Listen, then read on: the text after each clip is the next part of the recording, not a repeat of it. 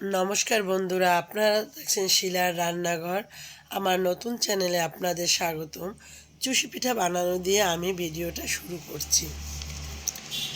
আমি অনেকক্ষণ আগেই পিঠা বানানো শুরু করেছি, তাই এখান থেকেই দেখাচ্ছি। আমি এক এক করে অনেকগুলি লেচি কেটে নিচ্ছি। আমি একা না, আমার মেয়েও আমার সাথে বানাচ্ছে। দেখুন, সবগুলো বানানো হয়ে গেছে। এগুলোর সাথে একটু চালের গুঁড়ো মিশিয়ে নিচ্ছি, যাতে একটা আরেকটার সাথে লেগে না যায়।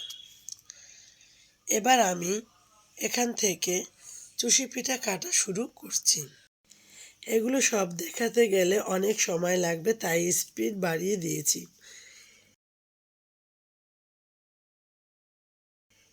এই পিঠা বানানো আমি আমার মা, ঠাকুমা ও দিদিদের কাছ থেকে শিখেছি।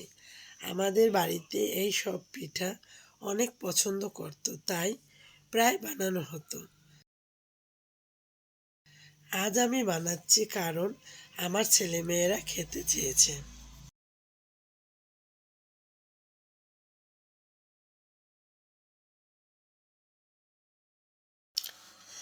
দেখুন, আমার পিঠা বানানো শেষ হয়ে গেছে।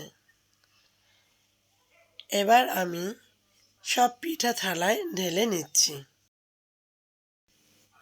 এরপর উপর থেকে একটু চালের গুঁড়ো ছড়িয়ে দিলাম। এবার আমি এগুলো রান্না করতে চলে এসেছি রান্নাঘরে। এবার চুলা জ্বালিয়ে কড়াই বসিয়ে জল দিয়ে দিলাম। এবার আমি গুঁড়ো দুধ দিয়ে দিচ্ছি। গুঁড়ো দুধ দিয়ে আমি ভালোভাবে মিশিয়ে নিচ্ছি, যাতে ভিতরে কোনো দানা দানা না থাকে। ভালোভাবে মেশানো হয়ে গেলে আমি এবার চিনি দিয়ে দেব।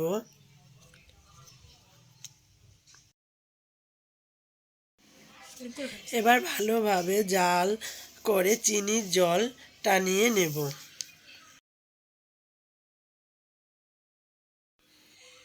টেস্ট বাড়ানোর জন্য এর ভিতরে এলাচ এবং তেজপাতা দেওয়া যায়। আমি দিই নাই, কারণ আমার বাচ্চারা এগুলো পছন্দ করে না। দেখুন, এটা ফুটে গেছে, তার মানে চিনির জলটা ভালোভাবে টেনে গেছে। এবার আমি এর ভেতরে পিঠাগুলো দিয়ে দেব।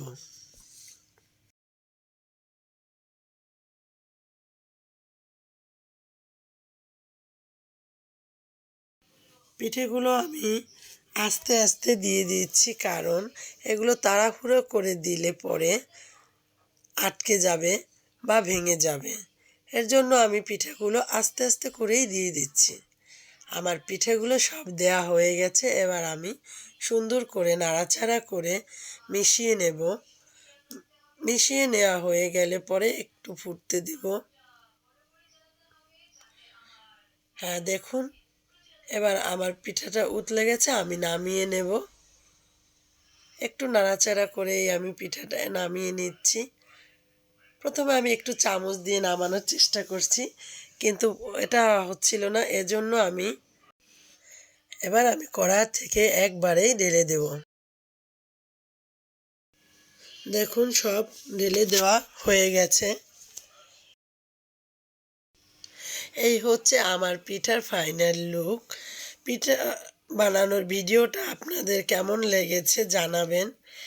লাইক, কমেন্ট, শেয়ার এবং সাবস্ক্রাইব করে পাশে থাকবেন। ভিডিওটা দেখার জন্য আপনাদের ধন্যবাদ।